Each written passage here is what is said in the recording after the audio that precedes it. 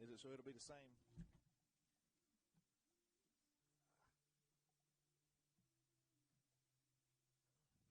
Thank you for doing that earlier. I had the teams flopped, flip-flop, but it don't matter.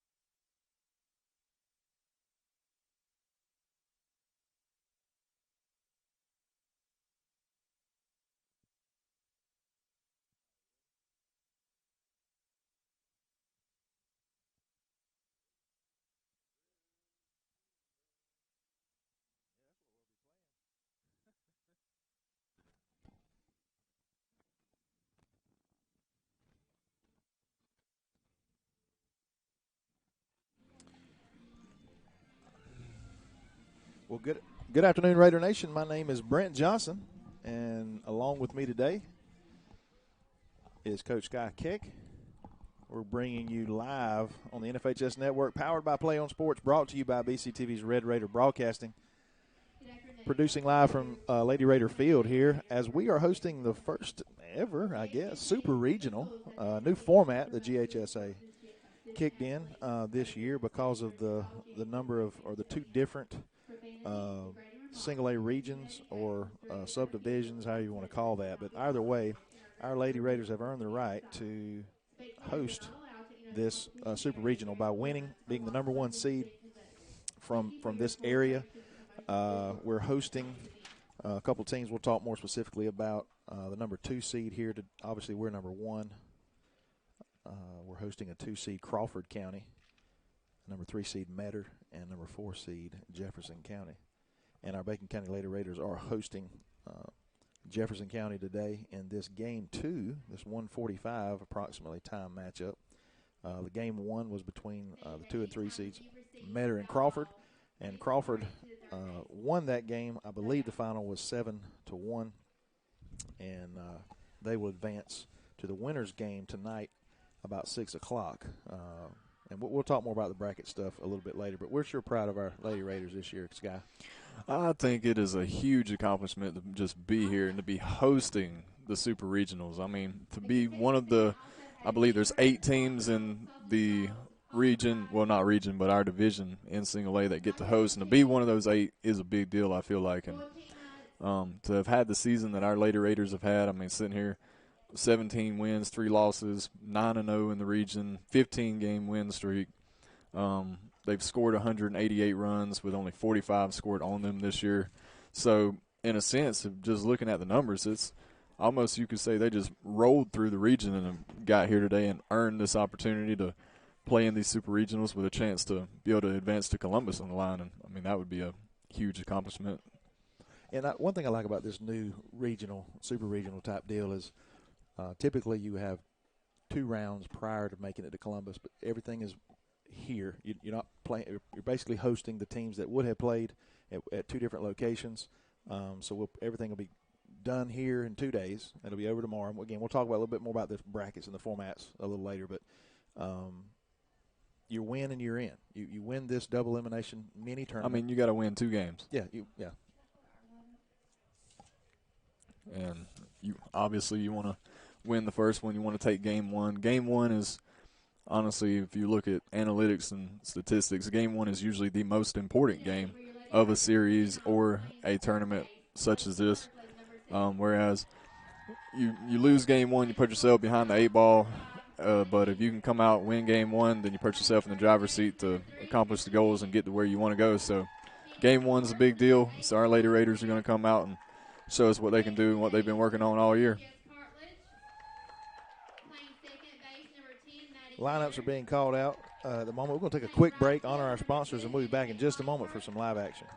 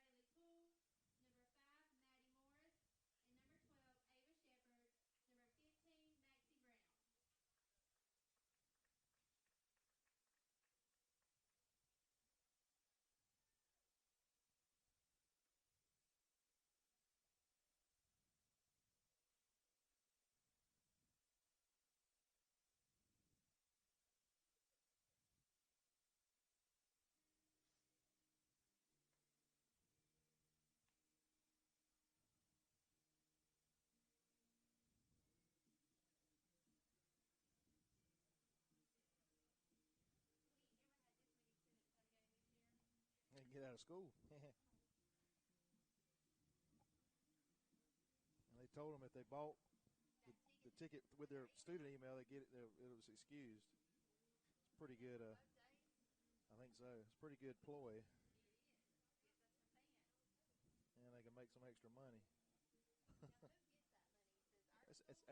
I think we get the tickets. GHSA compensates the schools for travel, but I think we get the gate. I think, and they might get a small percentage, but there you go. You know which positions they're out in the field, aren't they? Don't you? Huh? You know which position they're in the field. Our guys? Girls? Yeah. Okay. I won't put theirs.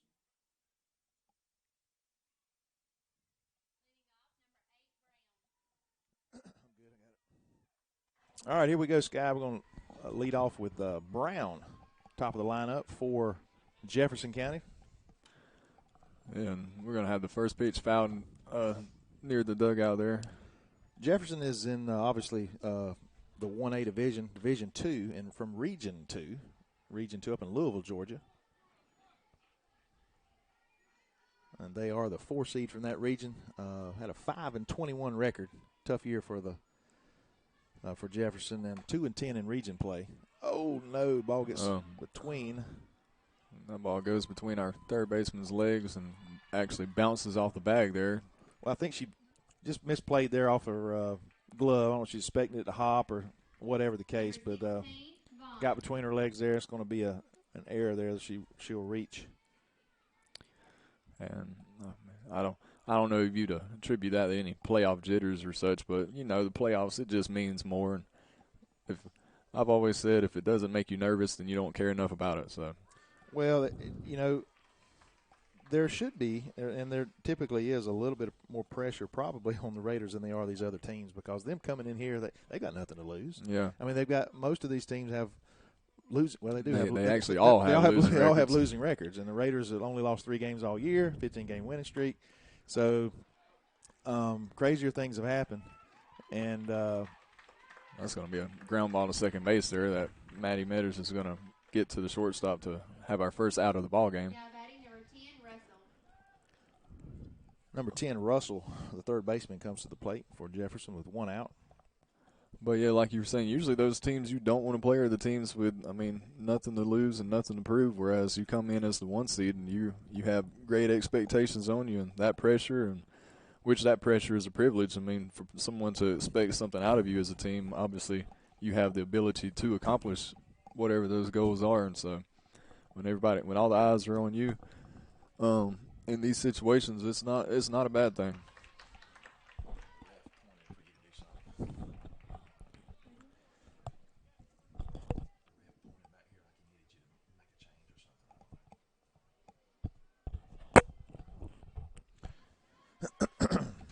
Ava's going to deliver strike 2.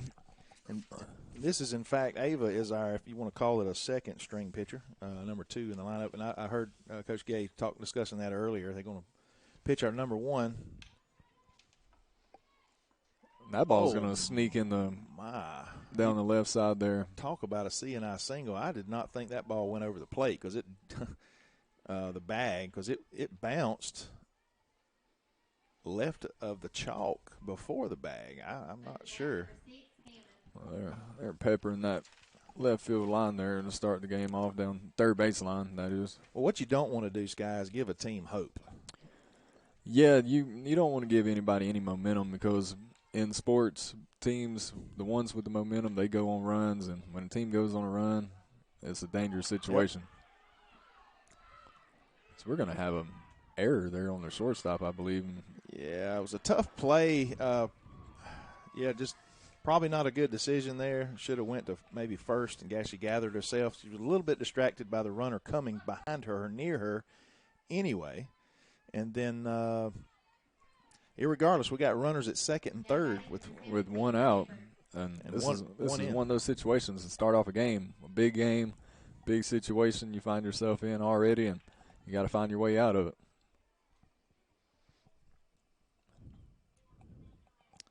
This is one of those where you just need a momentum stopper real quick, just something to bounce your way.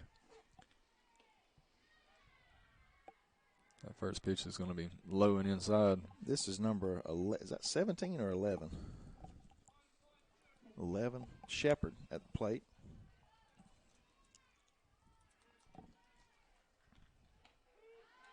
We get a strike called on the outside corner there. Going to even up the count 1-1. Again, if you're just joining us, welcome. This is the Lady Raiders are hosting one of the first ever Super Regionals, as they will be hosted over the course of the next 4 days, today through Friday, as was the date span I guess you could choose from, and we chose 18th and 19th. There'll be 4 games played today, 2 tomorrow, and winner takes all. Winner advance, double elimination, and that's going to score another run. We'll trade it out for a run there. Jefferson to make it 2-0, but in this situation, just get outs and then you'll get the bats in your hands. And if you're a coach in this situation, just tell your guys to calm down. And, I mean, we've got a track record of 20 games here this season and 17 wins to boot. So, obviously, we know that a 2-run deficit is not something that we can't overcome. It's not insurmountable, especially in the first inning. Absolutely.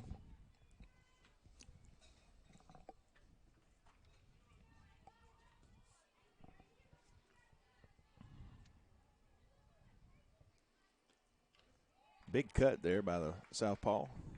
Runner at third. 2 outs, 2 strikes. 1 strike away from getting out of this inning and getting a chance to answer. Again, I think just a little bit of jitters. First couple plays there. Good pitch on that outside corner. She pours it down. I like that strike zone. If he'll hold that the rest of the game. Yeah, that's one of those. It is a pitcher-friendly strike zone. Well, before we take our quick break and honor the sponsors physically on the screen, I do want to say thank you to our 2022-23 athletic school year title sponsors, and that is Coley's Electric and Plumbing Supply. Ms. Lisa Coley, want to thank her for being a huge supporter of all things Red Raider, not just BCTV's Red Raider broadcasting, as well as Family Vision Care. It's Drs. Hutto and Day and Dr. McQuigg, who's still, I think, hanging in there, hadn't quite retired yet. Want to thank them and their friendly staff for sponsoring us once again this year, being a part of our broadcast. And certainly last but not least is Burt CPA, more specifically Mr. Larry Taylor here at the local office here in Alma. They have offices in Nashville and other locations. I would just thank Nashville, Georgia. I want to thank you for, again, joining up with us and being a part of giving us an opportunity to do what we're doing not only today but on Friday nights with football and then basketball coming up and that sort of thing. Helping us raise a little bit of money that helps us to be self-sufficient. I don't have to require any funds from our local school system to help us do what we want to do, and that's just to provide a service. Unfortunately, it is a subscription service. I'll talk more about that later, but but it is a service that we provide for our community that allows for some folks that can't or do not wish to get out an opportunity like those of you that are viewing live at home to do. And we thank you for that.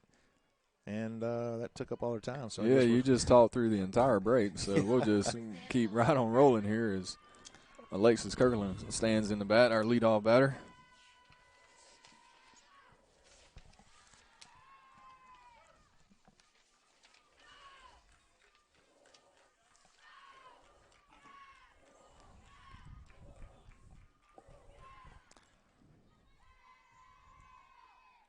As you mentioned earlier, the Raiders have had tremendous amount of success this season. Started off a little slow. We were a little, not concerned, but I guess we were a little concerned as to there's a lot of high expectations this year, especially moving down in the single A division. And we struggled a little bit at the plate and in the field and a little bit all aspects the first 5 or 6 games. But, man, what these girls have done the last 15, they've really put together something pretty unique. I don't know where it stands in history, whether it's softball, baseball, or what other sport, but it's got to be one of the longest winning streaks that Bacon County High School has ever experienced. Oh, yeah, definitely. And those first few games they played, I mean, they played a handful of bigger schools and higher classifications, and, I mean, that's to be expected at that start of the season. I mean, come out of the gate slow, that's not an uncommon thing, and as you go through the season, you don't want to be the same team at the end of the season as you were at the start, and obviously these girls have made the adjustment and got hot, and hopefully they stay hot at the right time. Well, I tell you what was kind of cool to finish the season off. You talked about playing some bigger teams and stuff. They finished the year off. Coach Gay did not back down. As a matter of fact, he had another game that was scheduled from a larger school, Glen Academy, over in Brunswick. They just couldn't get it in because of the weather. But the last game of the season we played was against Lowndes County. That's the largest classification in the state, and that are a solid softball team. We go over there and we win in 8 innings, extra innings, and complete that 15-game win streak, which is pretty cool. Yeah, I mean, 15 wins is a solid season, and to get 15 wins in a row is an even bigger accomplishment.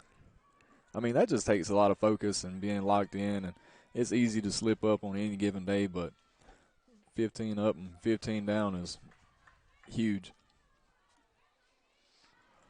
You have to think, you look at a team that's only won a couple games in the year, and you have to think that they probably, one of their weak points, and it sounds like I'm throwing this young lady and their staff under the bus, but you got to think their pitching is a little bit weaker on this particular team.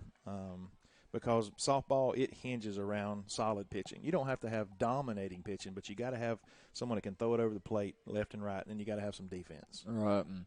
I mean, pitching is a big deal. I mean, I heard a story of, Appleton County, for example. Oh, that is a hard shot hit to the third baseman.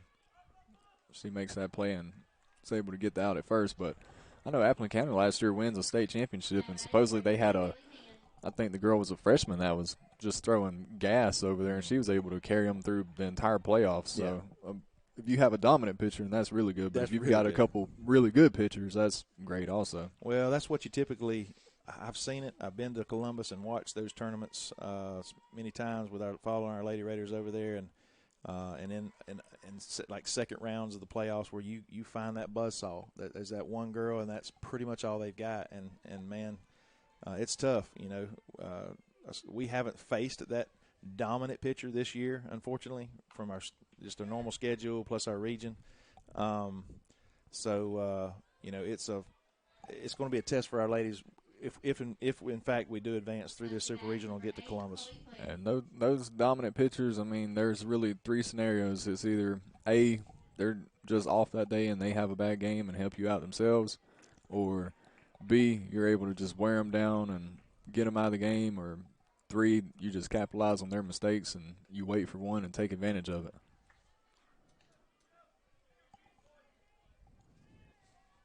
Got Chloe Pless up the bat now. Pless is in the 4 spot here. Going to have a snap throw there back behind the runner at third. Yeah, Alexis is at third with 2 outs here in the bottom of the first. And the Lady Raiders trail. Maybe I need to add some scores here. Apologize. It is during the school day. I don't have a production assistant at this time. I'm hoping to have one tonight. It's my planning. I was able to get Coach Keck out of class. He has a co-teacher. Our principal, Ms. Williams, was gracious enough to allow both of us, but him especially, to come down and commentate this game. I know it's a lot better than a silent broadcast, but I wasn't planning on commentating any of the other games that our Lady Raiders weren't in. My idea was for the automated system to broadcast those games. It gave me some trouble this morning in game one. I had to end up coming down and just turning the manual system on. But the automated system's been pretty effective all year, and then today it doesn't. And you usually get a little bit of outside noise, and that's better than just complete silence, I know. Yeah, and Brent's not used to working. Oh, ball is line driving the left field there. That's going to get past the left fielder. We'll score our first run. Chloe is showing off some speed out here. She's going to truck into third base with a triple. It's going to break up that zero. It's going to turn it into a one spot there. Here, again, with 2 outs in the bottom of the first. That is a big hit in a big situation there. But, yeah, as I was saying, Brent's up here. He's not used to working between the hours of 8 and 3:30, so he's waking up still.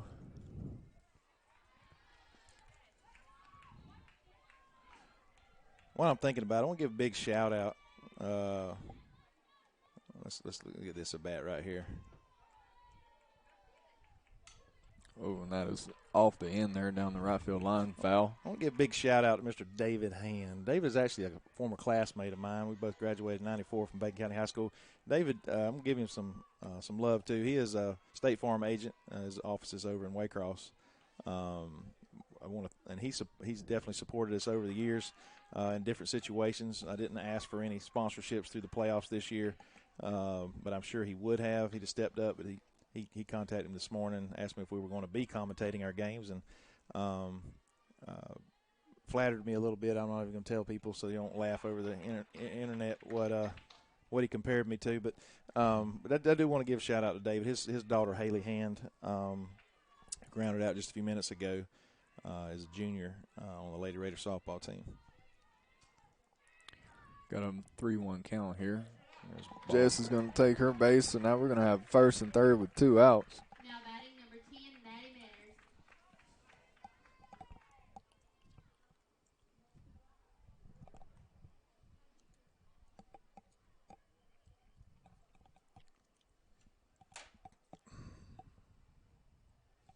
Beautiful day, I tell you what. It's about 64, 65 degrees, sunny, blue skies, and it's not really cold unless you get in the wind, and the wind is starting to die down just a bit, a little more than it was this morning. Wow, I'm not sure if it caught the front right corner of the plate, because she caught it about 3 balls off the plate, but anyway. Well, I'd like to point out right now the huge gap in left center field out there is the left fielder is nearly playing on the foul line. Well, both. Look at both. Look, there's big gaps in between the center fielder and left and right. You run for days with a line drive anywhere in between. This ball is chopped foul. Again, if you're just joining us, Super Regional, we have Metter and Crawford County. We have Jefferson County, who is facing the Raiders. Crawford defeated Metter. Crawford's the number 2 seed out of region. Flip my paper over here. Yeah, Crawford's number 2 seed out of what region? I got it written right there beside their name. Region 4. Region 4. Jefferson. Jefferson's Region 2, with Metter being the Region 3 representative. So 1, 2, 3, and 4 is here.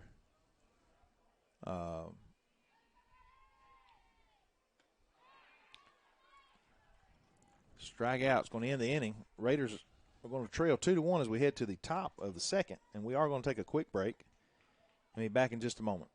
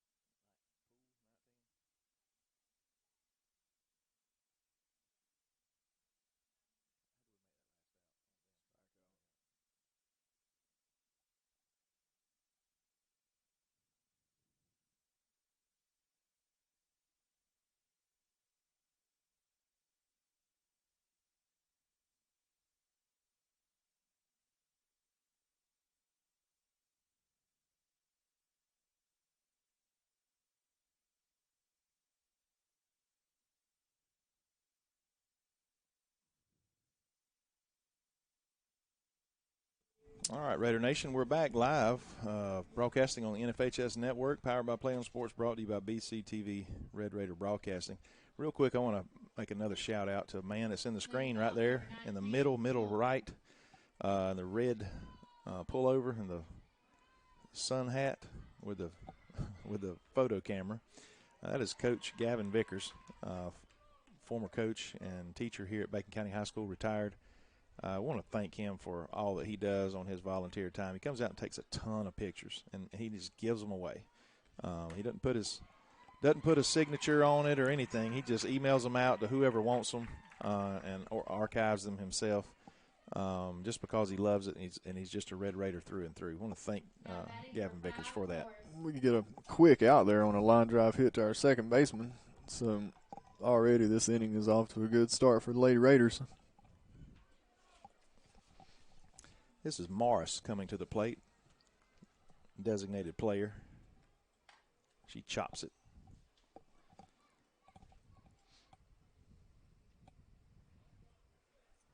For Jefferson County. Again, Louisville, Georgia, one of the former capitals of the state of Georgia. Did you know that? I feel like I've heard that before. It's like before. the second capital. It used to be there's debate on how Alma was named, and it's the four initials of there was two theories, but this is one of them. The main theory, ball popped up and caught by the third baseman. For the second out of the second inning. Now batting number 12, Shepard. Anyway. You know, I thought it was my job to give history lessons, but I well, guess you look like you look clueless there when I guess started talking take about that one over. This is Georgia history. I mean, maybe not world history or U.S. history. Louisville was the second. The L. Milledgeville was the M, and then Atlanta is the last one. I can't remember what the first one was. Augusta. Thank you very much.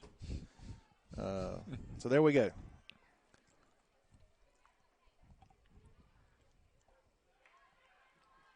Louisville straight up US 1. Hour and a half, 2 hours. About 30, 45 minutes south of Augusta.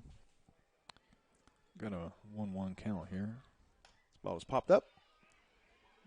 Third base, Lexi the makes the catch. Lady Raiders get out that inning a lot quicker and easier than the first inning.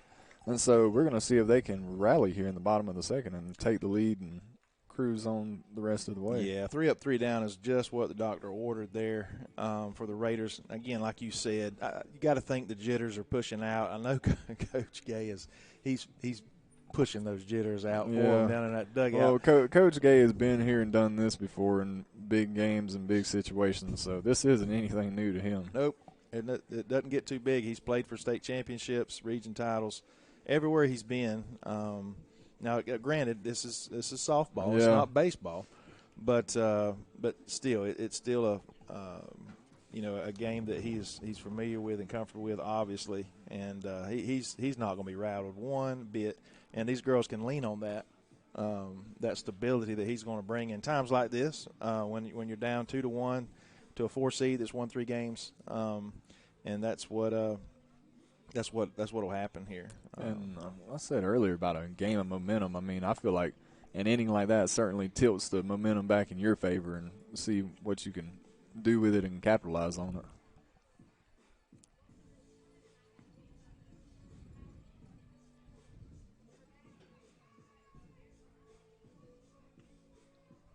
Did I mention how great the weather is? I mean, I'm really enjoying it. I hope you're not too cool here with the window open. I know it was closed when I came in, but we shut that door. Don't get in here too much. But beautiful weather. Hollingsworth and a Kate, another junior. Yeah, and then next week we'll be back to the mid-80s, so enjoy it while you can. Yeah, opening day, deer season, Saturday, it's bound to be 88. You know, the last time I feel like I was out and it was cool around low 70s and there wasn't a cloud in the sky, and that ball's hit back to the pitcher, but she's going to make that and make the flip the first time. Pretty sure last time I was part of weather like this or close to it, I was in Athens at a University of Georgia game, and after about 4 hours out in that sun, I left about the color of my shirt I was wearing that day. And you looked like that for about a week. Yeah, something like that. Ball low in the dirt. There is Ava Connor. If you've ever seen the movie The Benchwarmers, the son is a monster.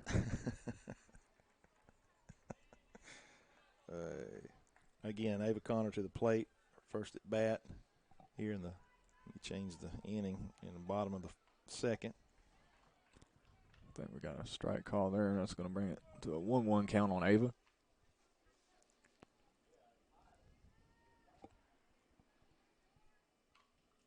That ball is off the end of the bat. You know, I feel like I've noticed something with this pitcher. She's got a pitch that is, I mean, if I was to compare it to something in baseball, it'd be a slider or a cutter that is just falling away from the right-handed batters to the outside corner. That one there? Yeah. We've made a lot of contact off the end of the bat so far in this game. And it's hard to tell if that pitch is going to be called a strike. And I know he caught a ball off the plate on the right side to a right-handed batter against us earlier. I was a little unsure of, but he caught a strike on the outside part of the plate on a southpaw, one of their batters. So that might be, his widen that part of the zone that he likes to off the plate. It's outside to either batter, whether they're left-handed or right-handed. Again, I don't have a problem with that at all as long as the referee, the umpire, is consistent. Yeah, I feel like at this point, I'm guessing Jefferson's game plan is to stay away to all of the right-handed batters, and this girl's definitely got a pitch that is moving, I'd say, 6 inches at least, breaking away from the right-handed batters. That was a good setup. She threw that cutter kind of across the plate for a strike. She swung at it and then back inside for a strike on Santana. Ball way outside. Yeah, she has done a good job so far missing barrels, although the pitches to the batters probably starting out where they think they're going to barrel it up, and then as they swing, by the time the ball gets to the bat, it's off the end. There it is. Get down. Did she catch that ball? Either way, it's going to be out. 3 up, 3 down. Wow, for Jefferson. They're going to continue to lead 2-1 as we head to the top of the third. So, again, a little more pushback than maybe we expected early on from this 4 seed. But, again, you have to be ready to rock and roll. The Lady Raiders have been off. That's one, wasn't able to play last Wednesday. So they haven't played in 6 days, and they've only been practicing. We had fall break. They had a coach gave them a few days off. Went back at it yesterday. So, again, I guess we could think of all kinds of excuses, but I promise you there's no excuses down there in that dugout. Yeah, and we don't need to sound like the Atlanta Braves up here and start blaming too many rest days on our performance. And that was a double-edged sword when you think about it. The Phillies were pretty hot coming off, putting the Mets out, and now, man, I didn't even, like yesterday, I don't know where I was. I wasn't watching much news, I guess, when I heard the Dodgers got put out, too. I'm thinking, wow. Yeah, that almost makes you feel better as a Braves fan, but then as a Braves fan, the more you think about it, the less it does not feel better. So, Kirby Smart said something in his presser, and we hadn't even got to the Bulldogs yet, but, he was talking about one of the guys asked him, he said, Coach, do you use the fact that the Braves, y'all were last year this time, the Braves were hot and you were playing good ball and y'all were kind of competing for the champion of Georgia and all this. And he said, have you talked to the boys about, about the Braves getting eliminated and how that could affect blah, blah, blah. He said, heck no. He said, we're just plugging right along. We're trying to get better. He said, you know what the chances of teams repeating at a high level? He said it's slim to none. So, I mean, the chances of us repeating, basically what he was saying is, the odds are against them, and it absolutely is. Anna Kate's going to catch that ball out in right field there for the first out. Yeah, I believe in baseball there has not been a repeat champion since 98 and 99. That was the Yankees, wasn't it? Yeah, that was the Yankees. 16 comes to the plate. Again, that was back to the top of the lineup with that line out. Vaughn to the plate. She is the pitcher of record. She grounded out her first at bat. Ball high and inside. They're a good-looking pitch, just a little high in the zone. Yeah, so far Ava's been fine on the mound just the first inning. Had a couple miscues in the field behind her and led to a couple runs. Like 2 errors, and that's the reason they have anything on the board. I want to get our bats going. But you're right. You picked up on something where she's definitely staying off the plate. I don't know if they're going to have to crowd the plate a little more to force her, and make her make some changes, and we adjust again or move further in the box. That's another option. Get way up in the box. And a lot of times you do that with a slower pitcher anyway. Yeah. Just gonna have to be able to get to that outside pitch and reach that outside pitch with the barrel. And we've had a lot of balls come off the end cap and so far. Little chopper. She's going to have to get it there. It's dug out at first base, but she's going to beat it out. It's probably one of them. I got a feeling that ball would have maybe tapered out of bounds if she had given it a few more seconds. But that was a risk reward that you play there. If it hadn't, I mean, she's going to be safe anyway, kind of thing. That situation, that's one of them you got to make the quick decision to go with it. Either you're going to let it roll or you're going to pick it up and try to make the play. Well, your instincts is typically to do what she just did. Try to make a play. They have an infield hit there for Vaughn. And Russell's to the plate, and she had reached on an error again in that. She's a third baseman.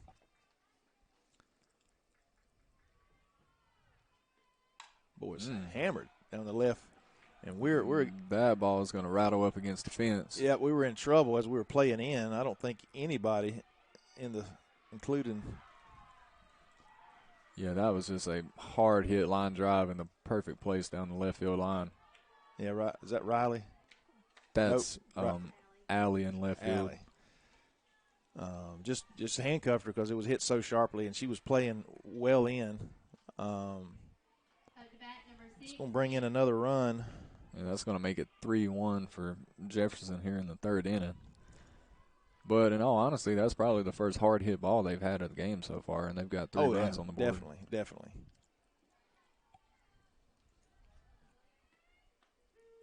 Good pitch on the inside here. Was it me or is this number 6? She's small. I know their catcher looked really small.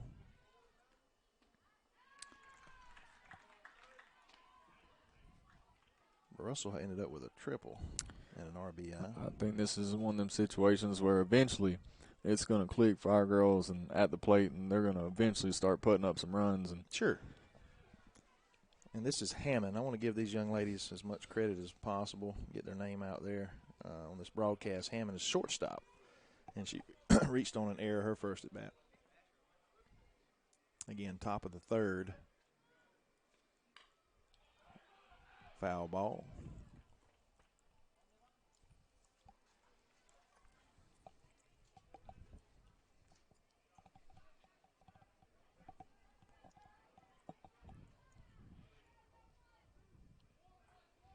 Got a 1-2 count here with 1 out in the top of the third inning. Ball's popped up. Shallow left field. Allie Metters is going to make that catch. Yep. We had it played well that time. Again, our outfielders are in on the majority of these hitters. Now batting number 17, Shepard. Got 2 outs in top of the third.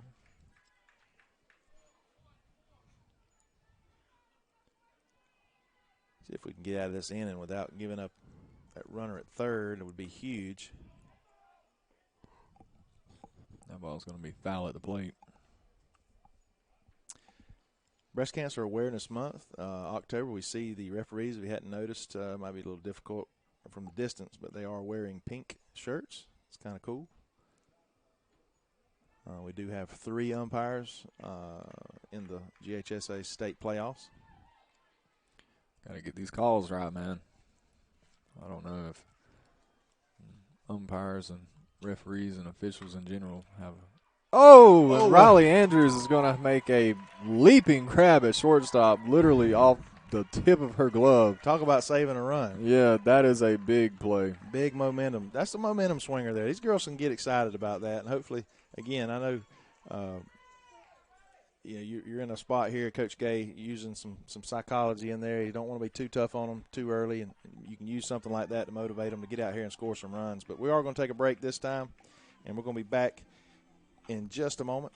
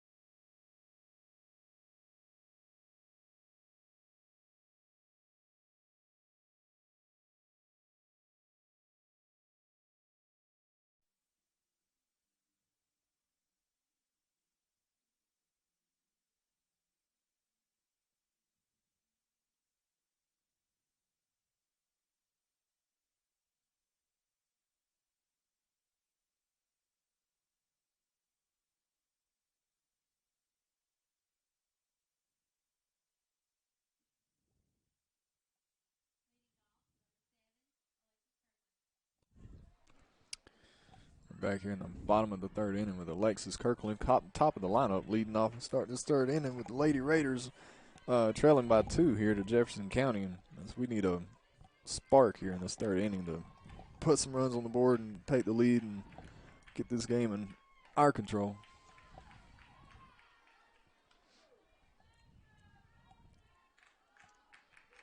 And honestly, with that pitch she keeps throwing, it's missing the plate. It is a lot. It looks good coming. It's center right, I guess, if you're looking from where you're at, and then it definitely ends up off the plate. But it looks good halfway, and it's tough for the ladies to lay off.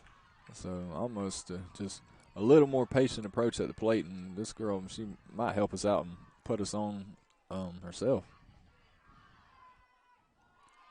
There's a 4-pitch walk to start the inning, and there's a saying in baseball, especially when it comes to the playoffs and these big games, a walk is a rally. So one swing of the bat, and this game's tied up right here with Riley. I'm not sure which way the wind is. See the flag, which way it's floating around out there. And Riley can certainly do it. It don't matter. She can smoke it out either way. Yeah, she does have 2 home runs on the season. She grounded out her first at bat. And that pitch was, I thought, inside. It was close where she caught it.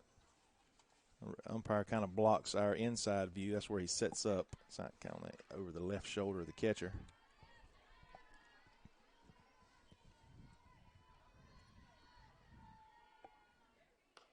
There's a high and outside pitch.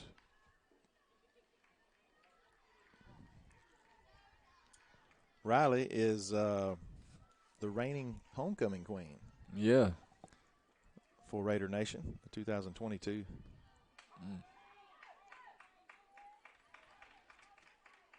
Now, what I know in baseball, you sometimes you can be called for interference. And I know Riley inadvertently kind of stepped in front of the plate. I know she didn't do it deliberately, but I guess it's a judgment call by the umpire, and maybe she had a chance to. The batter either, if they're over the plate, it has to be due to just a natural move in their swing, or they have to, if they're trying to move and get out of the way, then they have to make an attempt. I mean, they can't just fall over the plate and stand there. Well, the reason she fell over is it was a pretty good pitch. It was a changeup, and she was, and that's going to be a strikeout. A little frustration there by Riley. Haley Hand is going to come to the plate now in the 3 spot, and Haley grounded out her first at bat.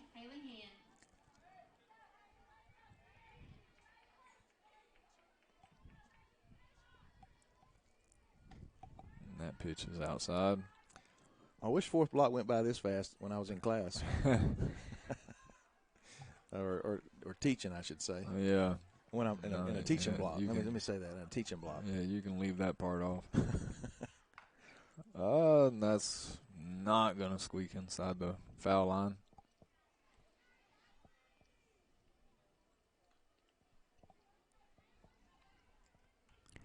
It is still early in the game, though. I mean, we're not even halfway through the game yet. So it's not like we're pressed to have to score right now. But you do want to put some runs on the board. As Haley's going to pop that one up to the pitcher. That's going to be the 2nd out of the inning. And this is the part where you don't want frustration to set in and get in your head. And, you know, obviously they know they could be playing better, and they are fully capable of doing so right now. And it's just not going their way, but they just have to rely on what's got them here. And that's staying focused. Like you said, you don't have a 15-game win streak and not be able to stay focused, 95% of the time during these games where you're playing in, typically inferior opponents, as you would anticipate this would be. Just looking at the records, simply put, we've never seen Jefferson play or the region they're in, but again, it's just we got to get back to playing Lady Raider softball. And continually, I feel like just if you wait this pitcher out, I mean, that pitch that she's throwing away from right-handed batters is missing the plate, and then she's starting to miss low in the dirt here a few times this inning also. There's that pitch. It's going to miss wide.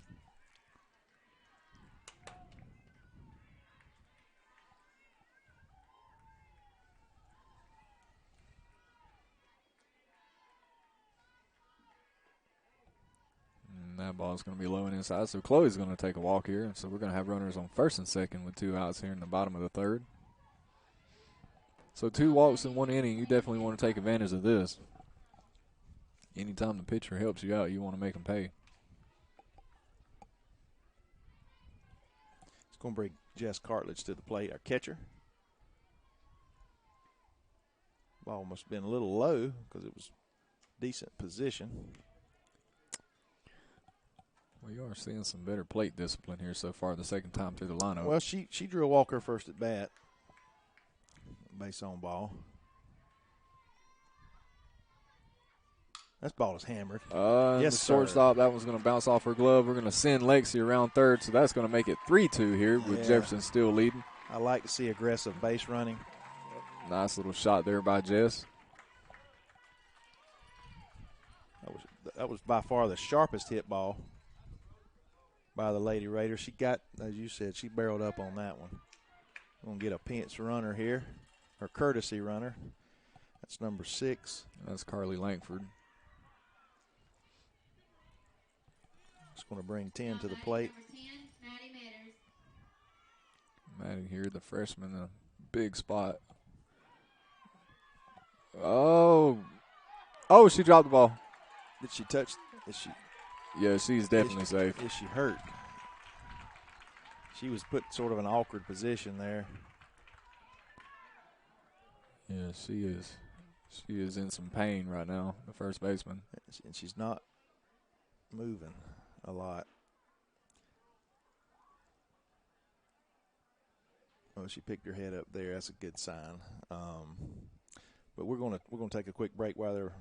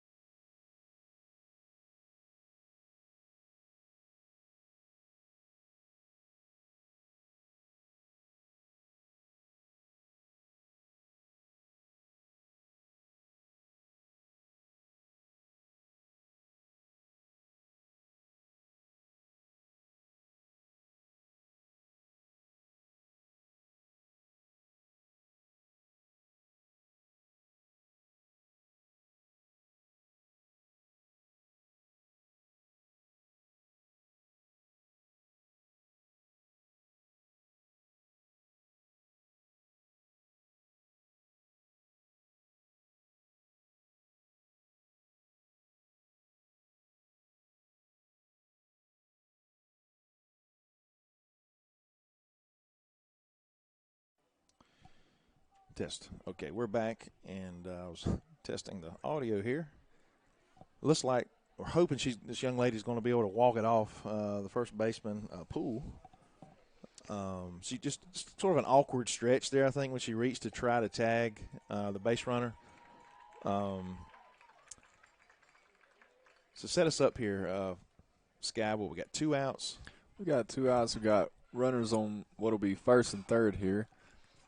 And your Lady Raiders have tied the game up, and so now we are looking to take the lead.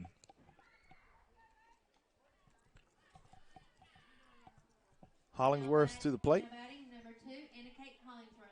She grounded out her first at bat. I think she swung at the first pitch.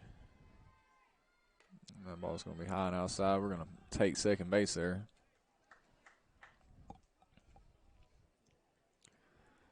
I tell you, I would not mind seeing a ball in the gap right here.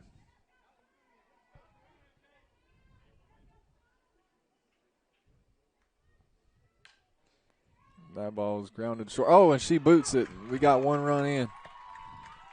Oh, and she throws it away. We're going to end up getting 2 runs out of this with Anna Kate ended up at second base on the play.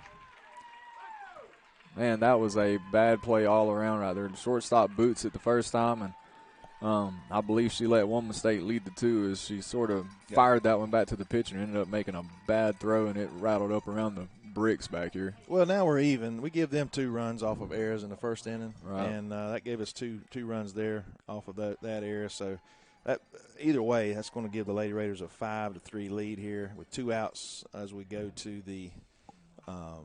We're still in the bottom. We're of the still third. in the bottom of the third. But Jefferson here is going to have a quick mound visit and talk to the infield to try to settle their nerves. Well, you got to think, and again, I'm careful to say things like this online because I'm not talking bad or down to any team when I say stuff like this. You got to think they may have given us everything they got that first inning. Right. You know, their best was that first and second inning, and that's not to say they're not going to continue to play in that. And you know, we had some mistakes, and that just compounded the issue. But again, does that make sense? Yeah, and I mean, also, I think part of it comes to we've shown some more plate discipline. We're swinging at better pitches. We're making harder contact, and I mean, we're just picking our game up and playing like, I mean, honestly, like we're supposed to play. Oh, and Ava just drives one into left field. That ball off the top of the fence. Yeah, right up against the fence. That's going to be a RBI double for Ava Connor. Man, that ball was smoked. It's going to be 6-3 Lady Raiders. It's going to bring Santana Green. Struck out her first at bat. It is safe to say that the momentum has definitely swung to our side. That pitch is going to be high and outside. Where was the pitch that she hit? I was writing something down. I believe Ava got that pitch on the inner third of the plate. And if it wasn't for the wind, that ball would have been gone. Oh, yeah. I mean, that ball was hit a mile up in the air.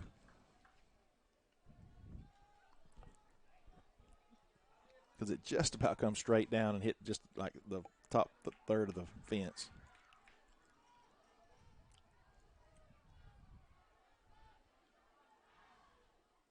Big cut by Santana. Ball a little bit low in the zone. Just off the end of the bat.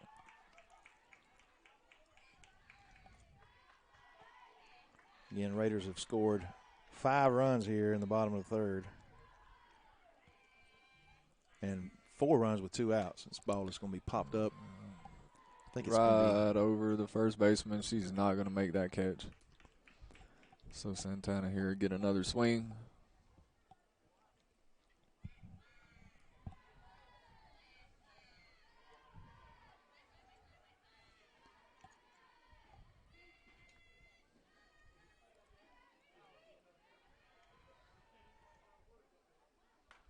reached out on that one. Ball's going to be trouble. Another pitch hit off the end of the bat, and Santana's just going to be able to reach first base on that infield hit. That small little miscue there by the second baseman. Well, that ball had a ton of spin on it. That ball came directly off the cap. Just like that, we've batted around and reached the top of the lineup yet again with Alexis Kirkland, our leadoff batter, back up to the plate. And she has technically no at-bats, and that ball gets far enough away for Santana to advance. And she has 2 walks, 2 base on balls. I'd like to see a 2 RBI hit. Yeah, just hit it where they ain't.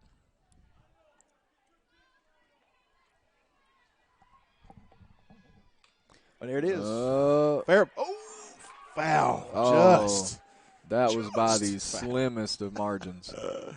Man, I'm talking literally a ball.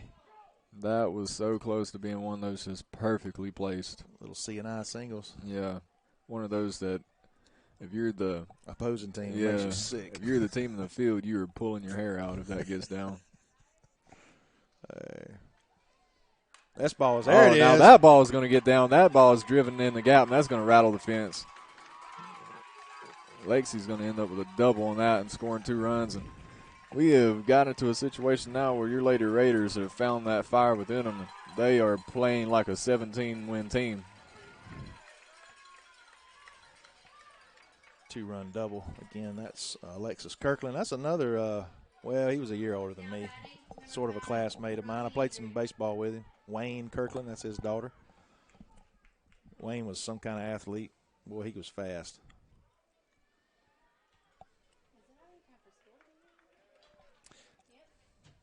They're taking a break on the mound here. I don't think – nope, it's like that didn't take long. I was going to take a quick break, but stay with it.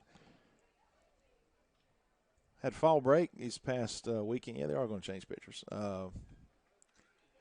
this past weekend, we were off. The kids were off half a day Thursday. Teachers had to stay around a little later for parent contacts, and then we were off Friday and Monday. We were able to travel up to the mountains, visit some family, and stay with them. More the Lees, I don't think we go to the mountains every year about this time of the year, but I think they were the most perfect this time that we've ever seen, with all the orange and yellows and reds. Orange and yellow sounds like Rocky Top. Well, that was my segue right into the talk about the best team in the world. It was a big weekend for orange and yellow. I mean, they're the best team in the world right now. I just, it's amazing at the media. They have to have a darling. They got to have something to talk about, and it's almost like they call each other and say, "All right, we're gonna everybody." UT's number one now. From Fox to ESPN to all of them. It was amazing. Yeah. Suddenly, there's no more anybody else. Even Ohio State, they're not even talking about them. I mean, they got one of the best statistical quarterbacks in the country. Speaking of Ohio State, I seen a thing where they're one of, I think, 5 teams in the FBS to have not beaten a Power 5 school. I think this year. Yeah, I believe or it's a ranked team, something like that. It's just by the time ludicrous. By the time they get to playing some of the Big Ten schools that are ranked, they won't be ranked anymore. They rank them high early, and it's going to be the third out of the inning. Yeah, Riley was just a little early on that pitch, and she didn't quite hit as hard as she would have liked to. Well, that's going to stop the bleeding for the other team. 8-3, as Raiders put a 7 spot on the board here in the bottom of the third. We go to the top of the fourth. I feel a little bit better. How about you, Sky? Yeah, I mean, definitely. I mean, I think the players, having a lead now, and a 5-run lead definitely eases your nerves a little bit, and it's just a matter of heading on to it at this point. That's right. We are going to take a quick break here and honor our sponsors.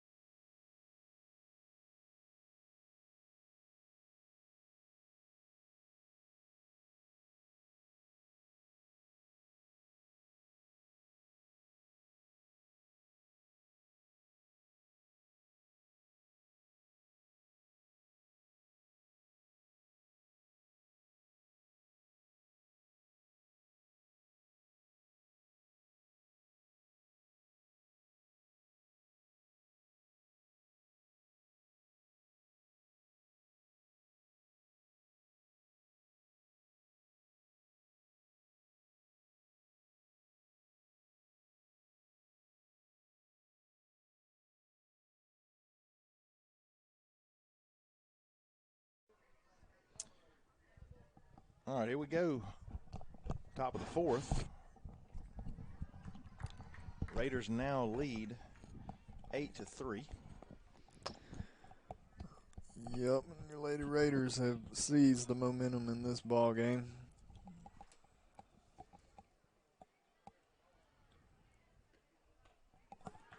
But there's still plenty of game left here. That's true. Williams to the plate, the center fielder. She struck out her first at bat.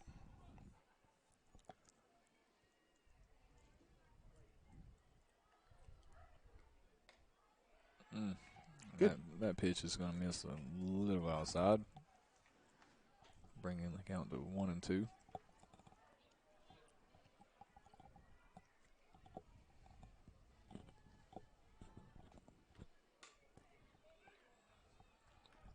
Lexi's going to make that play as she's going to make the little 5-3 put out there.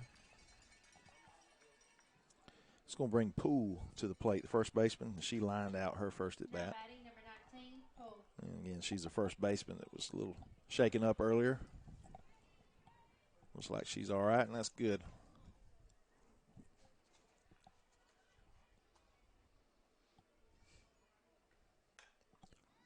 The ball's going to get foul over the first base dugout.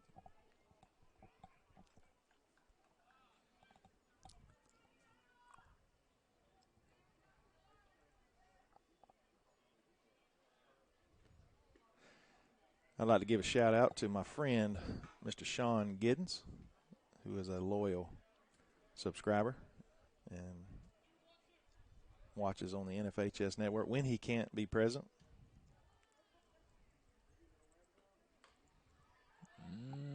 That ball's going to be foul. Sean is the bass fishing coach of state championship team last year. All right. And he is also the varsity boys soccer coach. 8th grade math teacher. Oh, it's a bit inside. She's just having an unfortunate ball game right now. She twisted or pulled something there on that play in the last inning. And Got then hit in the thigh, I think, there. Gets plunked in this inning. I'm telling you, the ball wasn't coming fast, but when it's cool like this, it's going to hurt just a little bit more.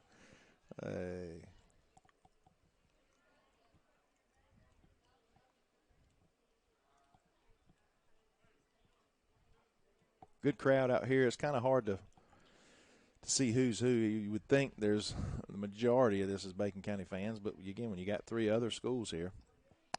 Well, there's plenty of Bacon County students sitting in the crowd right now. Yeah, the administration kind of made a deal with them, they would have to check out of school with parent permission, but if they bought tickets through the GoFan with their student account, student email, they'll be given an excused absence, what you call that, activity absence, as participating in a school function, which is all good and well. Which, I mean, most of the time when you tell these kids they have a way to get out of school, they're going to take advantage of it. Yeah. So, well, in a normal situation, you would see in the outfield about 5 or 6 trucks full of tailgaters, where at home games we allow that to happen. They don't have to come into the park. But because this is playoff, we have to give the GHSA their due diligence. You got to render to Caesar what. Yeah, you got to bend the knee. Yeah, and have to charge that gate to each person in the park. And anyway, that's part of it. But just judging by the cars, we're parking folks in the grass area behind the tennis courts. There's a pretty good crowd out there. Crowd of cars. Buses are coming in for pickup. That bell will ring at 3:09. Then we'll see a few more folks kind of come over. Yeah, I'm sure there's a lot of staff that will be attending the late game this afternoon, and possibly even more students and people getting off work. And so hopefully this crowd files out a little more for this afternoon. There's going to be a game in between. The 2 losing teams from game 1, which would be Metter, and the loser of this game will play 30 minutes following this game. It's set at 4 o'clock.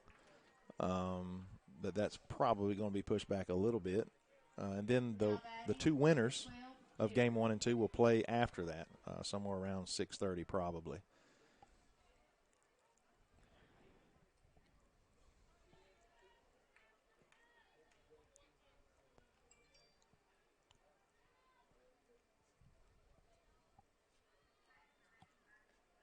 Ball's popped up.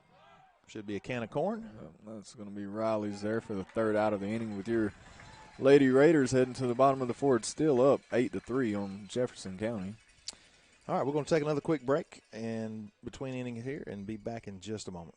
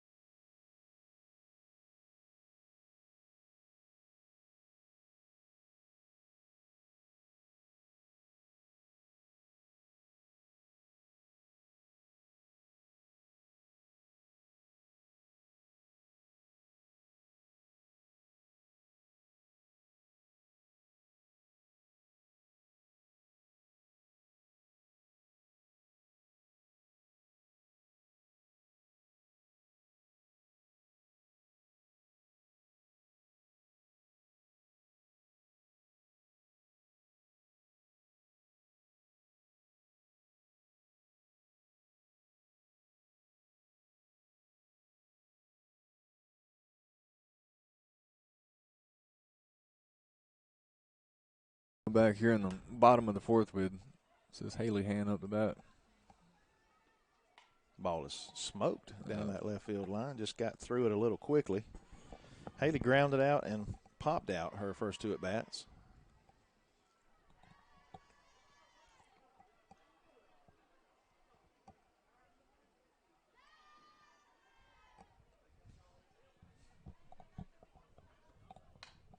Ball is lifted into center, and that's going to be caught by the center fielder for the first out. That ball was hit well, just right at the center fielder.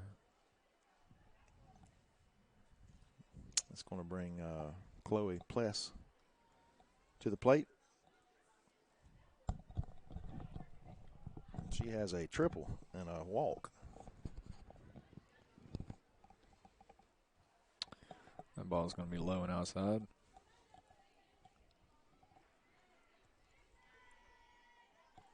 Again, if you're just joining us or recently, this is a new format that GHSA has implemented. It's called a super regional. Typically, you would have 2 rounds of playoff softball before advancing to Columbus, but now they've condensed it into one location for 4 schools, whereas, Bacon would have hosted Jefferson in the first round, and probably Crawford would have hosted Metter at their locations. And then those 2 teams would advance and played the following week. That's just a condensed version. 2 days, double elimination, winner take all at each super regional. So you end up with 8 super regionals, 8 teams in Columbus. Chloe's going to pop that one up there to right field, as the right fielder's going to get under that to make the second out of the inning. Cartledge comes to the plate with a walk and a base hit. I gave her an infield hit there. Tough play for the shortstop. Kind of helped extend that inning. Ball is hammered past the shortstop. No doubt about that being a hit. That is the definition of a line drive back up the middle there. I teach, Jess, I think you do too. No, I did last year. Did last year? Teacher this semester. She's a very hard-working student. Does a great job in my Foundations of Engineering. Which everybody does in that class, but, I guess that's part of it. They play with glue and scissors and stuff like that from time to time. That's my wife's class. Goodness. We're learning a little bit of AutoCAD these last few weeks and few weeks ahead, or CAD programming, 3D modeling. That is a line shot. That is a fair ball. Right on the line. Had to hold up just in case.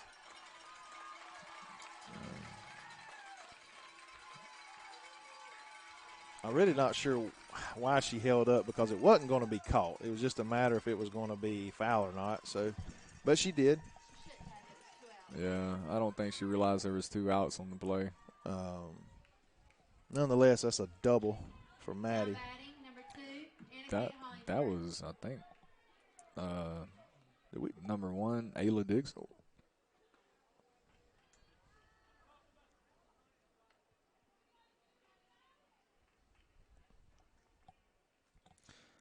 So who was that just got that double? That was Ayla Dixon. Yeah.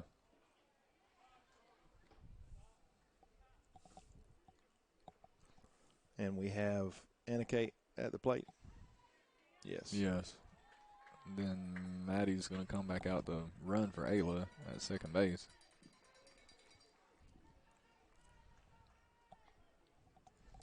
Runners on second and third here with 2 outs. Lady Raiders looking to add to their lead. Base hit scores 2 here, potentially extend this lead of 5.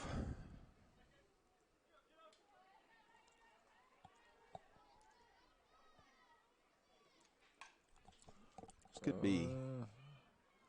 And the second baseman is able to make that play in time to get Jefferson out of the inning. So, Lady Raiders ahead at the top of the 5th, still up 8-3 over Jefferson County.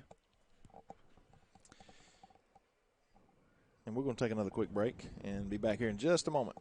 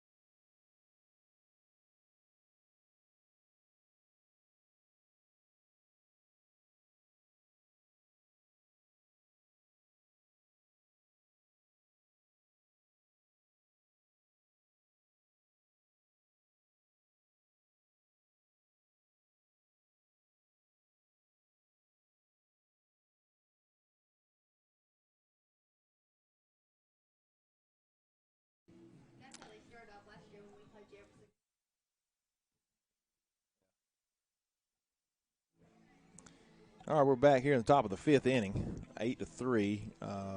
Seems like the Raiders have settled in with a fairly comfortable lead here as we start off a little slow. Actually down the first inning, if you're just joining us, 3-1 at one point. Yeah, they're more so starting to play their game.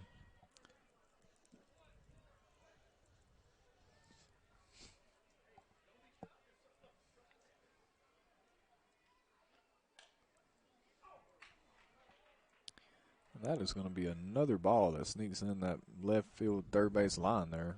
I'm talking sneaked in. They have just. Was that number? What number's that young lady on first wearing? Is that more number 5? I believe it's a single digit, but I can't make out what it is. Number 8. So she was the leadoff back at the top. Number 16, Vaughn.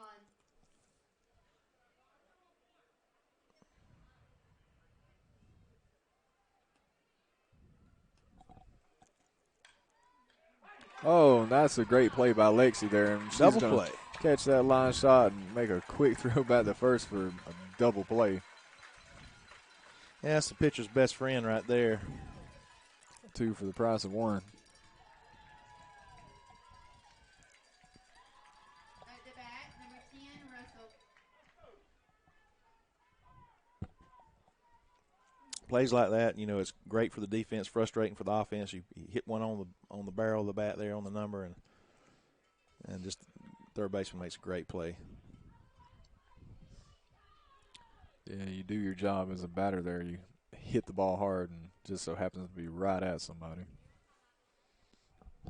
Oh, ball jumped off her bat, but it's going to be well foul, but hit well.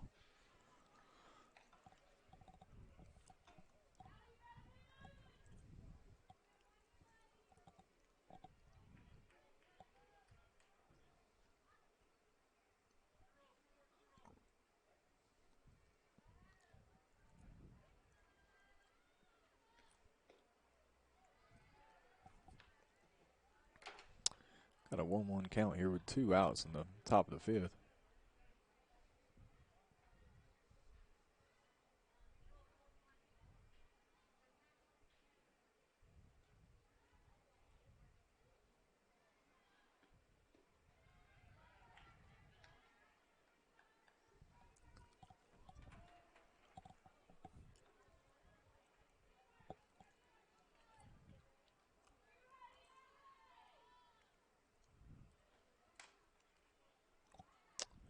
Another ball hit down that third base line.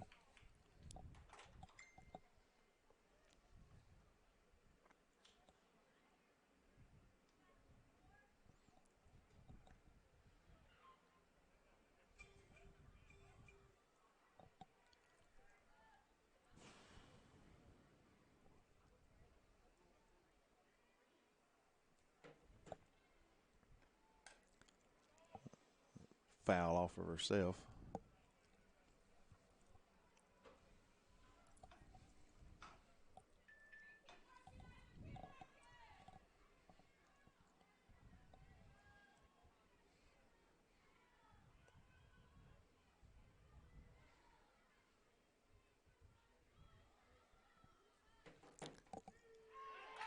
Rung her up. That's going to be strike 3 to end the inning. These Lady Raiders are going to be able to go into the bottom of the 5th looking to add on to their 8-3 lead.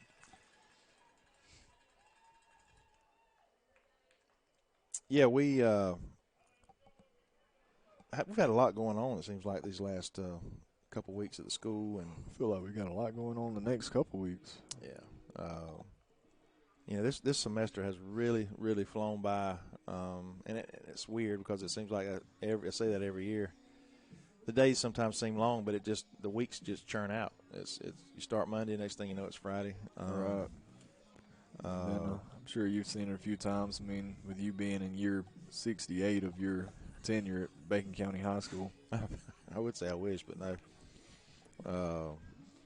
Yeah, I don't know. You'd think it would seem longer when I'm counting. You can get to a point where you can kind of count the years you got left before you can retire. Get less than 10. You got 7. I got about 7.5, 7. I don't know, something like 7 years, 2 months, 3 days, and 4 hours. Yeah, 37 seconds. And 36, 35.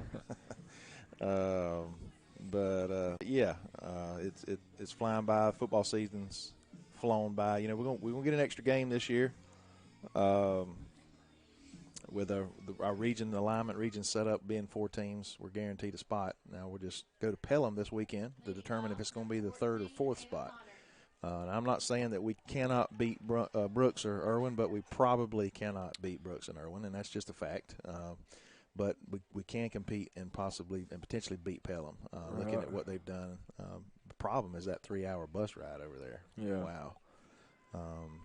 But it looks like if we can beat Pelham, hammered. That is another line shot back up the middle there. Ava is smoked. That's a beach ball. Yeah, she has smoked the last 2 pitches that she has seen. Santana Green coming up to the bat. She had her last at bat. Number 12, Santana Green. If we can beat Pelham Friday, that'll guarantee us a 3 seed, and that'll send us to Dublin instead of Swainsboro, which is a buzzsaw right now. Yeah, Swainsboro is, I mean, I would have to say probably a favorite to win the title in single A. Oh, we're going to, yeah, okay. So, all right, so we've got a lot of action going on here. We've got a ground ball to third base that ends up being a throw that nearly pulled the first baseman off the bag, but she keeps her foot on the bag for 1 out. Then got a runner going to third, and the first baseman just made a bad throw over the third baseman's head. Our runners are going to score. Lady Raiders are going to be up 9-3. Our pets' heads are falling off. I mean, and we're sitting there talking about football, and we're at a softball game. We apologize. That happened really quickly there. But he gave you basically the rundown. Of course, you probably saw it, but it's a little bit different when you're talking over video versus radio. You don't have to be quite as detailed. Yeah, this is a little more difficult than commentating a NASCAR race. So. Whereas they just make left turns the entire time.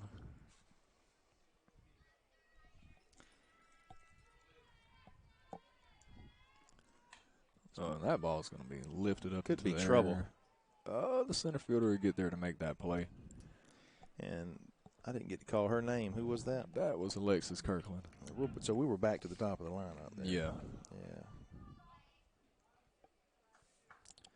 That's going to bring our senior shortstop Riley Andrews back up to the plate. Boy, she's biting at the bit to get a little something here. She has grounded out twice and struck out.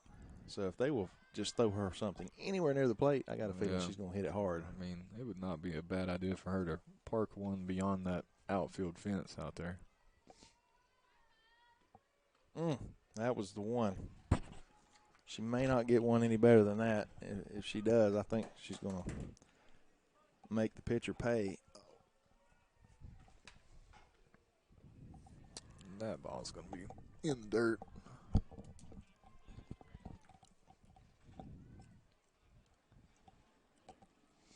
Still got a decent amount of our students still here. Riley's going to foul that one down the third base line.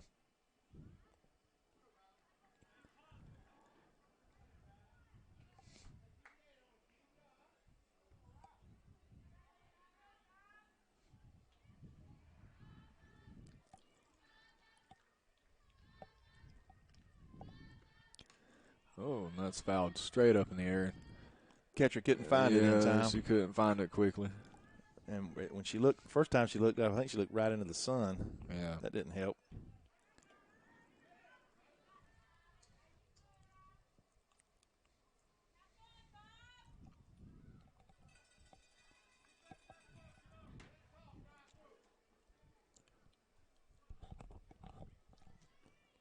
Ball is hammered in the left center. There we go. There's what she's been looking for. Nice, smooth line drive into the left center gap there, and she's going to pull in the second base for a stand-up double. You talk about a nice, smooth swing. That's what it was. She didn't try to destroy it. Yeah, that's what she's been waiting for all game so far. 3-sport athlete, softball, basketball, soccer. And soccer. Now batting, number 3, Haley Hand. Hand to the plate, and she's due as well. Ground out, pop up, and a fly out is how I scored those.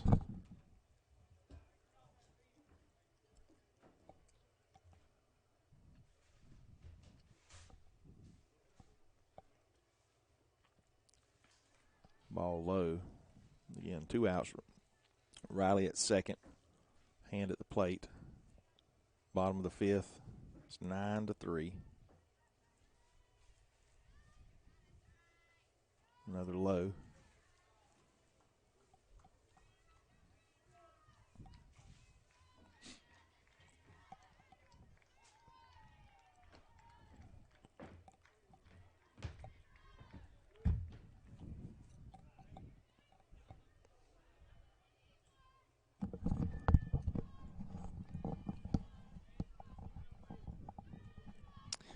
I want to say I just heard someone in the stands tell Haley that she is due, and I believe she is also, but she's going to take her bag this at bat. Up to bat, number 8, Chloe Pless. So now we've got our cleanup hitter Chloe Pless up the bat with runners on first and second and 2 outs.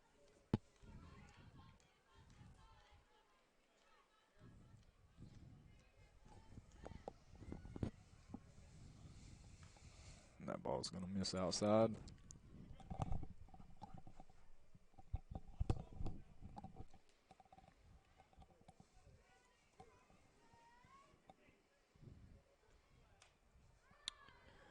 She's going to lift that one to shortstop. Ooh. I feel like that ball almost bounced out of her glove. Almost squeezed out. We're going to take another quick break in between innings, and we'll be back in just a moment on the NFHS Network.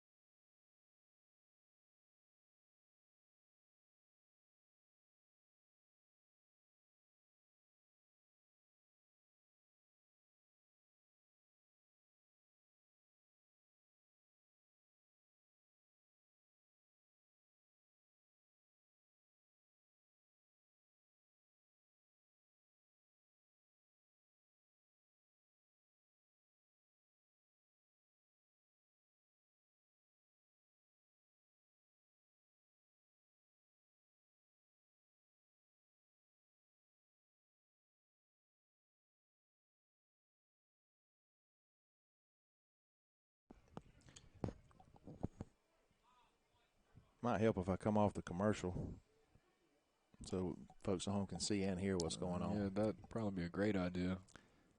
Ball is hit sharply to the shortstop. Riley just couldn't quite handle that one. I think she might have got a little too ahead of herself there. Thinking about that unassisted double play, maybe? Yeah, that was perfect opportunity for one of those.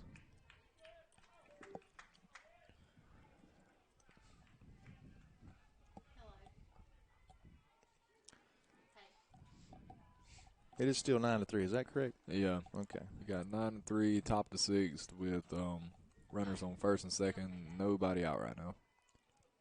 No, he doesn't take that. Don't think he Oh, it could be trouble too. Wow. That was a really good offensive play there. You got to admit it was. Yeah, that was very well executed. Yes, executed very well. And sometimes there's just nothing you can do about those. They're going to get a run in. A little small ball there.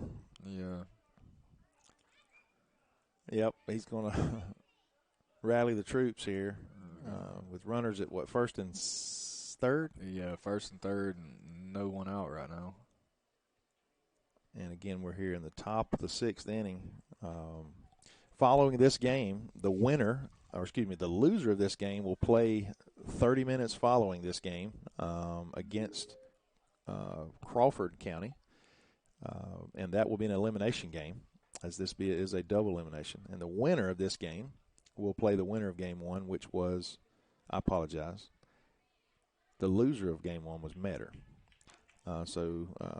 If, for example, if this score ends up like it is, you would see Crawford. I can't even do it. Jefferson. It's all right. He'll figure it out at some point. Jefferson and Metter will play at 4-ish.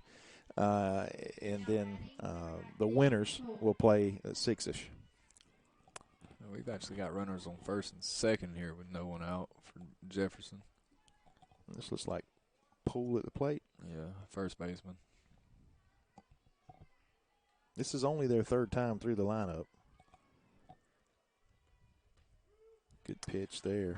Ava's going to deliver a strike there to get the bat started.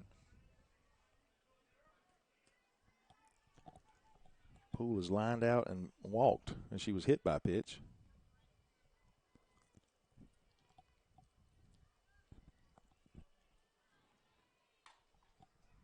Well, it's going to be foul down the right field line. Wow, that was close too. Yeah. Sometimes you hit the ball off your hands there, it'll shoot down that right field line. Yeah, they have not missed by much on a lot of these foul balls.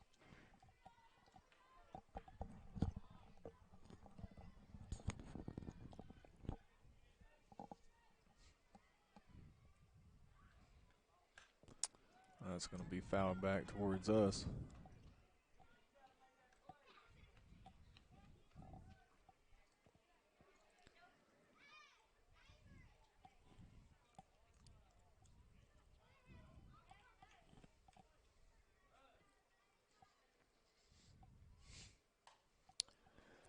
I believe Ava's going to be able to.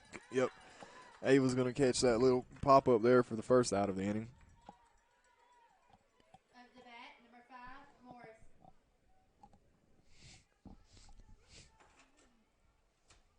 Morris. Let me ask you this: I'm assuming that game was a rain out last night? It was a wash. Did New York and them ever play? No, they're scheduled. It's either at 4 o'clock or 5 o'clock today. Strike there by Ava. I'm pulling for all the underdogs now. Well, who are you going to pull between the Padres and Phillies? Does it matter really much? No. If Bryce Harper wasn't on the Phillies, I'd be pulling for them, no doubt. I am. Baseball season is over as far as I'm concerned. Because the Braves are out. I'm definitely pulling against the Yankees. Foul ball there.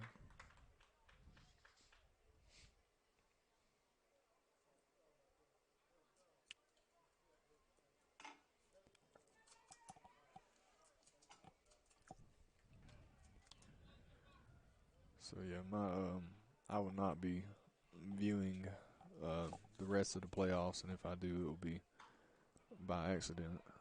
Riley's going to make that play. Oh, And man. she trips over the bag. And our third baseman is tripped over the bag there as Riley makes the play and tries to dump it off there. That's just one of those things, folks. You know, it's just unfortunate. As she was sliding over to get in position, she just tripped over the bag. It is what it is. Unfortunately, it's going to give another run. That's 9-5. We got to be careful here, letting them sneak back. That old Mo creeping up. Old Uncle Mo's starting to knock at the door. First and second, one out. One out.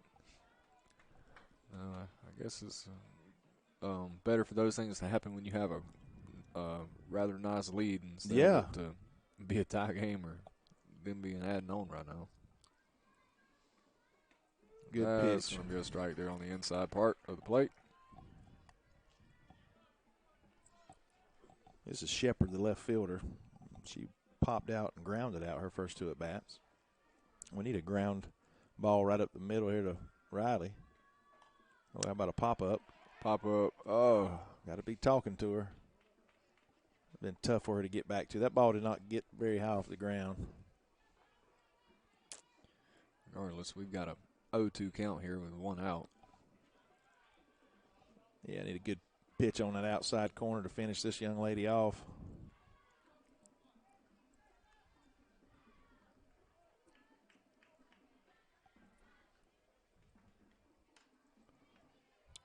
That's going to be a foul ball nearly into the third base dugout.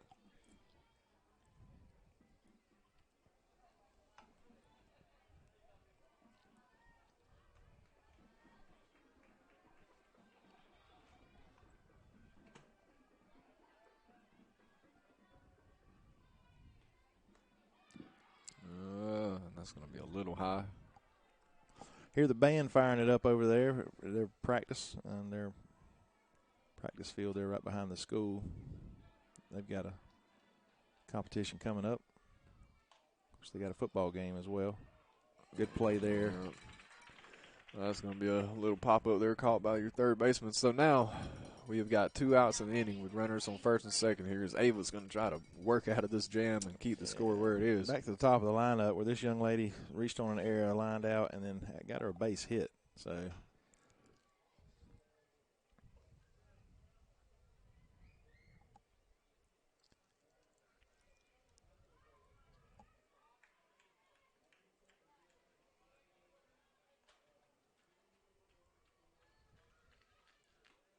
good pitch, that inside corner.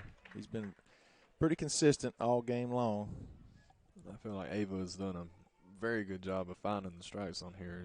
She has not worked a lot of 2 and 3 ball counts today. Pop up. That should get us out of the inning with Riley does. securing that. So we're going to head to the bottom of the 6th with your Lady Raiders leading 9-5 here, as they're going to try to add on to their lead. And we're going to take another quick break and be back in just a moment.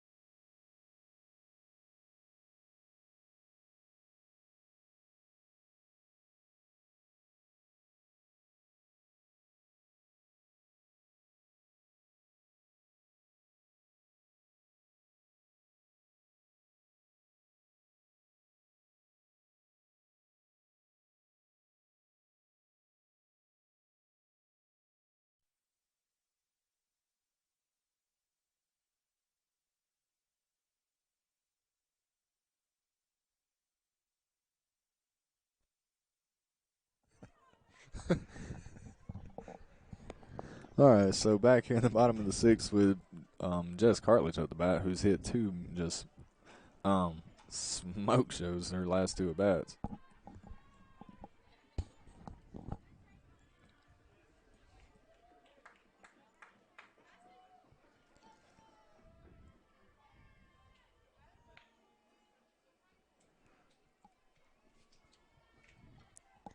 We got a 2-0 count here.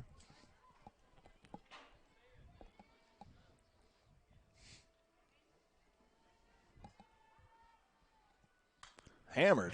Oh, Left center. yeah, This could be trouble. She just hit that ball very well. Oh, Over the and fence. Jess Cartledge has just went yard. Woo, is that her first for the year? I believe so. Let's check That these is stats right here to be sure. awesome. Home runny. Yes, that is indeed Jess Cartledge's first home And run that was this season. Folks, that was a poke, and the wind was blowing dead into the ball's face. Well, I mean, that's the third ball in a row that she's absolutely roped. So, and luckily for her, there's plenty of people standing out there in left field to pick that one up for her. That is awesome. Great kid. Great play. I'm pretty sure that is her first career home run. And I mean, she's only a sophomore. Yeah. But 3 for 3. She had it with a walk. This ball is chopped. gonna be hit. Be Oh, close. and shortstop's not going to be able to make the throw as Maddie's going to beat that out. But, yeah, I would go as far to say as possibly the 3 hardest hit balls of the game all belong to Jess. I mean, I'm just going out on a limb saying Yeah, that, I would but agree.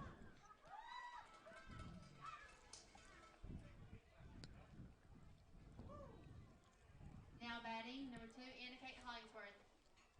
Anna Kate's due. A couple ground outs, reached on an air.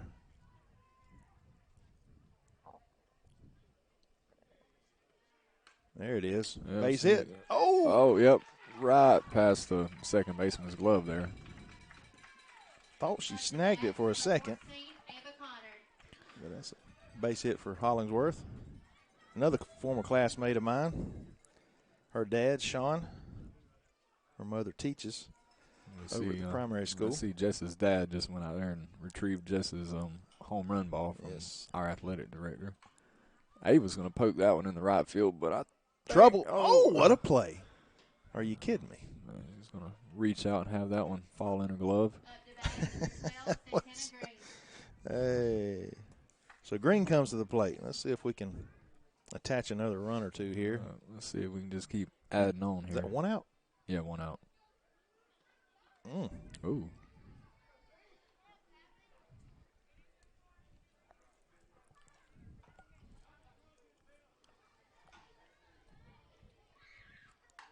Oh, Hammered. Santana just smoked that. She's That's gonna going to run roll for all the way to days. the fence. Yep. Santana might end up at third on this, and she will. Stand up. That's going to bring 2 more runs in for the Lady Raiders. Stand up triple. They've began to find their stroke here in the past couple innings. Well, the ball isn't. I don't think it's not whipping as much as it was. No, it's not turning over. Yeah. It's just too much of the plate being exposed. Jefferson's going to come out and have a little mail meeting right here. We'll be back to the top of the lineup with Kirkland, and this will be her 5th at bat in 6 innings, and I had failed to hit the bottom of the 6th, so that's where we're at.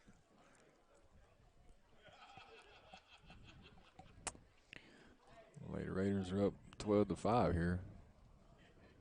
You mentioned earlier we had some stats on one of these papers which showed, we put up a lot of runs this year, and our opponents have not. That's always.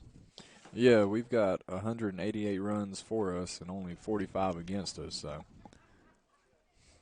mean, I'm not a math teacher or anything, but that's pretty good. I think that's close to what, like a 4-to-1 ratio? Yeah, something like that. There we go. Averaging about 7-8 runs a game, something like that. So yeah, that's pretty good stuff. And, I mean, it speaks to the offensive production we've had and then also the pitching we've had Yeah. at the same time.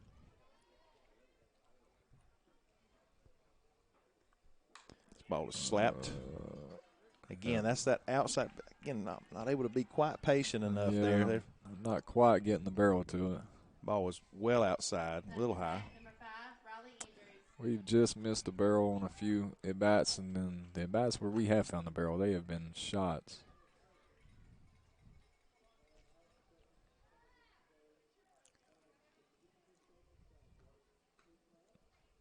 Good-looking pitch, just a little low, I guess.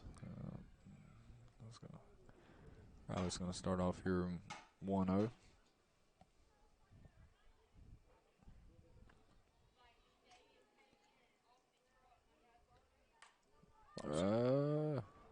Ball's carrying. It is. But it was a can of corn out for the center fielder. She camps underneath it, makes the third out. Nonetheless, the Raiders tack on several more and make it 12-5 as we head to the top of the 7th. 3 more outs, and this game is in the books. Yep, your Lady Raiders will advance in the winner's bracket. We're going to take another quick break on the NFHS Network, powered by Play on Sports. Be back in just a moment.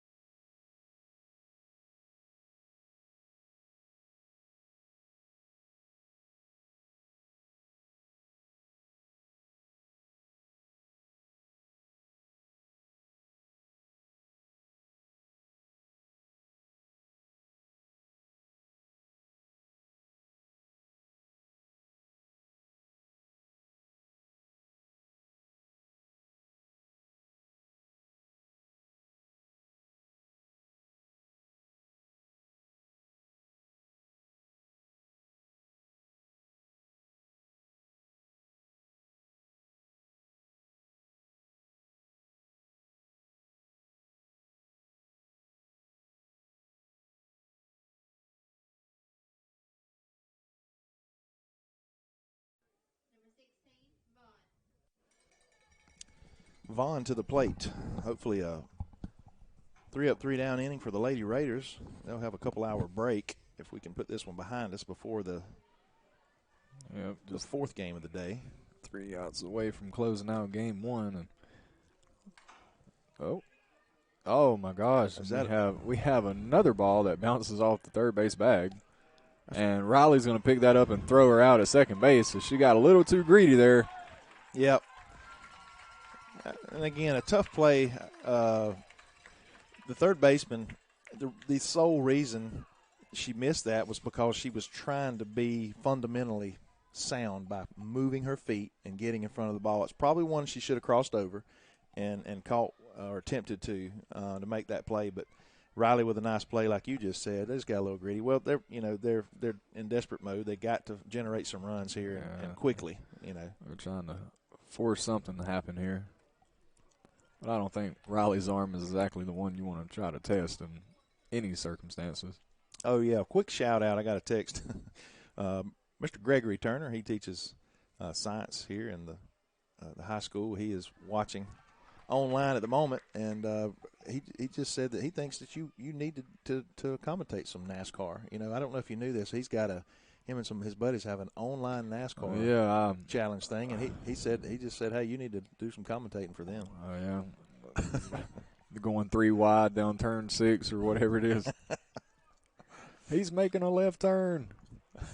You're never going to guess this, but he just made another left turn.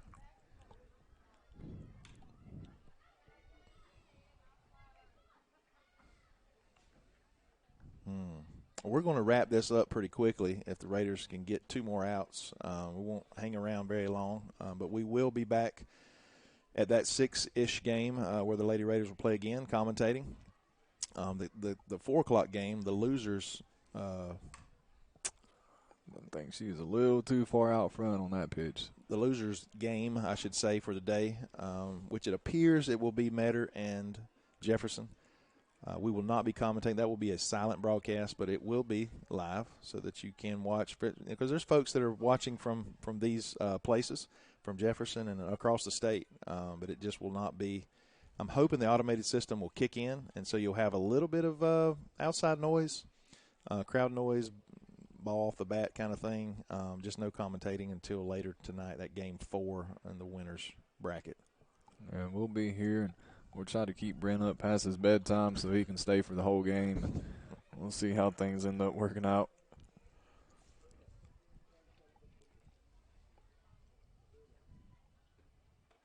Oh, strike 3 called on the inside part of the plate there, and we are going to be 1 out away from taking game 1.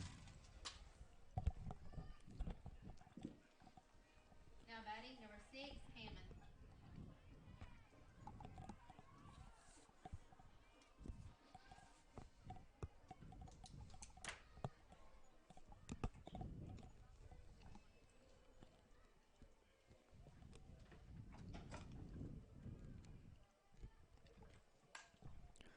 Oh, ground ball, and I think that's off Lexi's shin possibly. She's had it rough there at third base. I mean, she's had some that she couldn't help, and then a few things maybe she did make a mistake or two. But I tell you what, that third base line has been tough on the Rangers tonight. It is called the hot corner for a reason. That is a fact. Sometimes then it gets in your head a little bit, and you lose a little confidence. But overall, our field has played very well all season long. Yeah, man, we've got, I believe, we've got the defensive stats in front of us.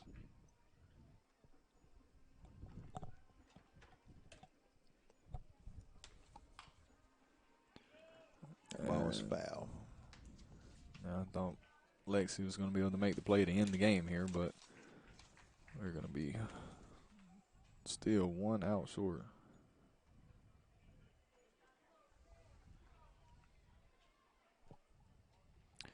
One count.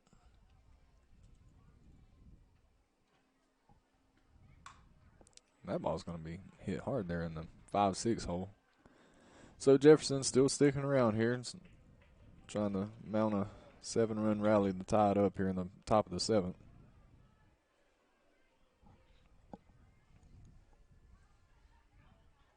Now batting number 4, Williams.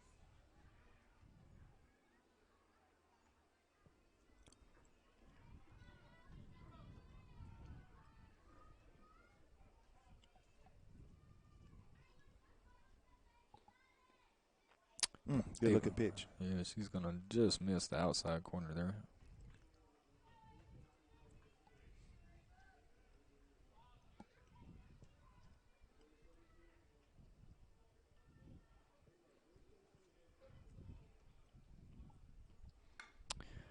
We're going to have a ground ball to shortstop. Let's see if Riley can end this. Oh, they're going to call her safe at first base. But But that's going to be out at home. That's going to end the game. that's going to be their second base running mistake of the inning. And usually those mistakes on the bases cost you. And that will bring a close to game 1 here with your Lady Raiders getting the victory 12-5 over Jefferson County. I want to congratulate this team for starting off a little slow but finishing things out. It's a 16-game winning streak we're now on, which is, again, pretty impressive. We want to congratulate our Lady Raiders. Again, we're not going to take a bunch of time so we can take a little break in between these games. Either way, folks, look for a live broadcast of Game 3, which will be between Metter and Jefferson. It'll either be it's going to be live one way or the other. I'm hoping it's on the automated system. I'm going to stick around here a little to see that if that's going to happen. If not, it will be on the manual system, just will be no audio at all. So we will be back, myself, Sky, we'll be back tonight for the Lady Raiders in the winners bracket game, that game 4, approximately 6:30, somewhere right in there. Thank you for joining us this afternoon. And again, this is the Super Regional, a 1 of 8 around the state that the Lady Raiders had the privilege of hosting. Winner takes all, double elimination, but the winner advances to Columbus next week for the state championship tournament, if that's what you want to call it. So, again, on behalf of myself, Brent Johnson, Coach Sky Keck, we want to thank you for joining us on the NFHS Network, powered by Play on Sports, but brought to you most importantly by BCTV Red Raider Broadcasting. I want to thank again audibly Burt CPA, Family Vision Care, and Coley Electric and Plumbing Supply for all of their title sponsorship support.